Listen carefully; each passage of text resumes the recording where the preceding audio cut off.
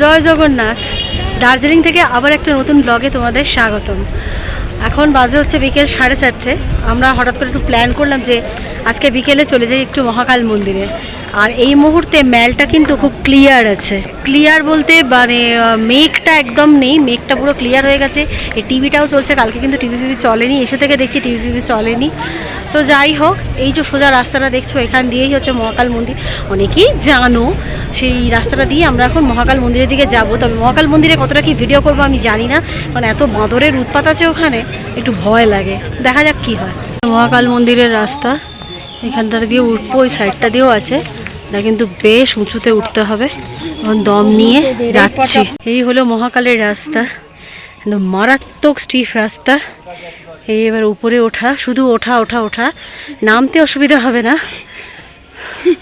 উঠতে আমার মেয়ে হচ্ছে। দেখো না, যে বেশি হাঁটে না সে, দেখছো তো তোমাদের আগের ব্লগগুলো তো দেখেছো, আমরা যথেষ্টই হাঁটাহাঁটি করছি। আর পাহাড়ে হাঁটা এত সহজ না, বিশেষ করে সমতলের মানুষ। যাই হোক, চলো যাওয়া যাক। এইখানটা দিয়ে আমরা এলাম, এসে এখানে ফ্রি শু স্ট্যান্ড আছে, এখানে রাখলাম। এইবারে এই যে দেখো, এইবারে উপরে উঠছি আমরা। উঠেই কিন্তু প্রথমে তোমরা নিচে পাচ্ছ বজরংবলীর মন্দির। এখানে বজরংবলীর মন্দির রয়েছে। এইবার এইখানটা দিয়ে আমরা উঠে যাব, উঠছি আমরা কিন্তু। হ্যাঁ, এই যে মন্দির, মহাকাল মন্দিরে ঢুকেই কিন্তু মা কালীর মন্দির। হ্যাঁ, এই যে দেখো শেরাবালি মায়ের মূর্তি, আমাদের গণেশজির মূর্তি। এখানে টিকা দিয়ে পুরোহিত মশাই রয়েছেন, প্রসাদও রয়েছে, প্রসাদও আমরা নিলাম। দেখো মহাদেবের নন্দী মহারাজ বসে আছেন। এবার এই ভেতরে মহাদেবের মন্দির আছে, এখানে ভেতরে এবার প্রবেশ করব।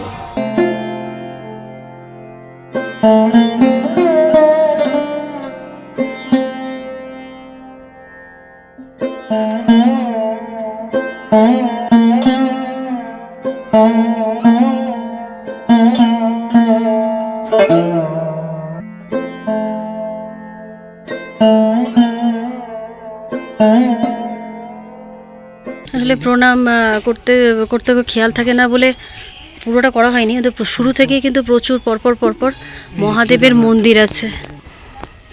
এই হচ্ছে কেদারনাথ। কেদারনাথে যারা গেছো তারা তো জানো, কেদারনাথের কিন্তু লিঙ্গ অন্য ধরনের হয়, এরকম পাথরের একটু অন্য টাইপের। মহাকালের সব দর্শন করে এই বেরোচ্ছি আমরা, নিচে নামছি। যারা এখনও মহাকাল মন্দির আসনি, প্লিজ এসে একবার দার্জিলিং ঘুরতে আসলে এই মন্দির একবার ঘুরে যাও, ভীষণ ভীষণ ভালো লাগবে। একটু চড়াই আছে বটে, কিন্তু সে চড়াইটা কোনো মালুম হবে না, তো সারাক্ষণ এদিক ওদিক ঘুরতে পারা গেলেও এইটুকুনি উঠে থাকাই যাবে। দারুণ দারুণ, জাস্ট অসাধারণ। আর এখন এই মুহূর্তে মেঘগুলোও ঢুকছে, এত ভালো লাগছে, হাওয়া দিচ্ছে ঠান্ডা ঠান্ডা, ভীষণ ভালো লাগছে। আমরা মহাকাল মন্দির থেকে বেরিয়ে এসে ম্যালেই আছি, কিন্তু ম্যালের এদিকে রাস্তাটা দেখাই তোমাদের। এই দেখো ম্যালের রাস্তা, এটা কিন্তু এই যে এখানে কিন্তু একটা নতুন আর কি ভিউ পয়েন্ট মতোই করেছে বলতে পারো। কাজটা প্রচুর চলছে, এই যে সব বসার জায়গাগুলো করেছে। এই লাইট ফাইটগুলো এখনও লাগানো হচ্ছে, কালকে সন্ধেবেলাও হালকা হালকা, জানি না তোমরা ভিডিওতে দেখতে পেয়েছো কি না, এখানে একটা বসার সুন্দর জায়গাগুলো করেছে, কিন্তু কাজ চলছে, তো বেশ ভালো লাগছে। রুমে গিয়ে ভোগ টোগ লাগিয়ে আবারও আমরা এখন বেরিয়ে পড়েছি। এখন 6:45 মতো বাজে। নাহলে বেশ ভালো হাওয়া দিচ্ছে। আমি আবার ওই টুপিটা নিতে ভুলে গেছি, কোটের টুপিটাই মাথায় লাগিয়ে দিয়েছি। যাই হোক, এবার যাব হচ্ছে এদিকে একটু ঘুরু করতে। ম্যালের এপার ওপার ঘুরলাম, ঘোরার পর গ্লেনারিজের রাস্তাটায় হাঁটছি। দেখো পুরো মেঘ ঢুকেছে হু হু করে, একেবারে ভরে গেছে মেঘ, পুরো মেঘ। ভালো লাগছে। একটুখানি এক পশলা বৃষ্টি হয়ে গেল, ছাতা খুলতে হলো, হয়ে এখন মেঘ মহাশয় চলে এসছে। এটা দেখো গ্লেনারিজের সামনে, হোপটা তো দেখতেই পাচ্ছ। এখানে কিন্তু প্রচণ্ড ভিড় এখন। আমাদের তো ওটা তো সেলফি জোন হয়ে গেছে, সব ফটো তোলার জন্য এত ভিড় হয়ে গেছে। এবার ম্যালে এসে দাঁড়িয়ে আছি না ফাউন্টেনের সামনে, ওই সাইড কিন্তু কিছু দেখা যাচ্ছে না, দেখছো? এটাও যে কি অসাধারণ লাগছে বিশ্বাস করো। আমরা কিন্তু কোনোবারে ম্যালে হয়তো একটু ধোঁয়া পেয়েছি, কিন্তু ম্যালে এইরকম আমরা কোনোদিন পাইনি। ফার্স্ট টাইম আমরা ম্যালে এইরকম পাচ্ছি, এটাও আমাদের কাছে এটা বেশ দারুণ লাগছে। অনেক ছবিতে দেখেছি, বাট এই প্রথম নিজেরা সচক্ষে দেখছি। চলো কাল তো আমাদের বাই বাই হতে হবে দার্জিলিং থেকে, তাই একটু তোমাদের সাথে রাতের দার্জিলিংটা শেয়ার করে নিচ্ছি।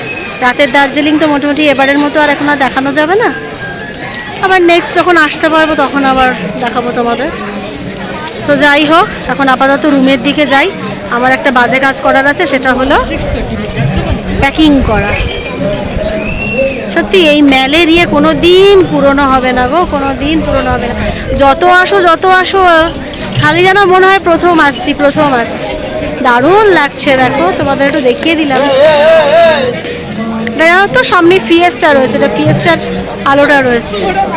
9:30 বাজে, খাবার এসে গেছে। খাবারের জন্য আমরা এদিক ওদিক করছিলাম, কারণ আমার বরের আর মেয়ের খাবার নিয়ে অনেক রকম সেই ব্যাপার ছিল, সেই জন্য আমি যে ডিসাইড করে গেছিলাম আমি আমারটা নিয়ে নিয়েছি। তো চলো কি নেওয়া হলো দেখি। আমরা সেই কিন্তু ওয়াইউ ক্যাফে থেকেই নিয়ে এসেছি কালকে, যেখান থেকে আমাদের ডিনার এসেছিল। এই যে দেখো, এটা হচ্ছে ভেজ চাউমিন, মোমো, আর এদিকে স্যালাড আছে। দুদিকে একই আছে, অমলেটগুলো আমাদের হোটেল থেকে করানো হয়েছে। আর আমি নিয়েছি হচ্ছে রুটি, আলু ফুলকপির তরকারি, এই যে ফুলকপি, ডিমের অমলেট আর স্যালাড।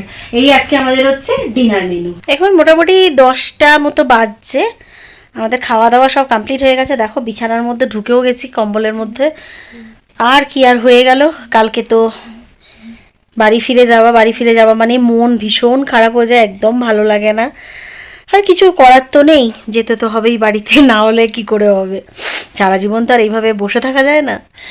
তো যাই হোক, তো মোটামুটি আজকের এই ব্লগটা এখানেই এন্ড করছি। আর কিছু বাড়াচ্ছি না, বাড়ানোর মতো যদিও আর কিছু নেই, সবই হয়ে গেছে। যা করেছি তোমাদের সাথে সবটাই শেয়ার করে দিয়েছি। খাওয়া দাওয়াটাও মোটামুটি ছিল, কোনো রকম অসুবিধা হয়নি। আমারও ফুলকপি তরকারিটা খারাপ ছিল না, রুটি দিয়ে খাওয়া হয়ে গেছে। আমি চাইও নি আজকে চাইনিজটা খেতে, কারণ জানি না আমার ইদানিংকালে চাইনিজটার প্রতি খুব একটা মানে ইন্টারেস্ট থাকে না, ভালো লাগে না খুব একটা। নর্মাল একদম বাঙালি টাইপের খাবারটাই খেতে আমার ভালো লাগে। মানে কি বলবো তোমাদের, ভাত তরকারি তো আমার ভীষণই ভালো লাগে এখন। আর রুটিটা ঠিক আছে, রুটি দিয়ে তরকারিটাকে, রুটি আলু ভাজা তো রাস্তাঘাটে খুব একটা পাওয়া যায় না।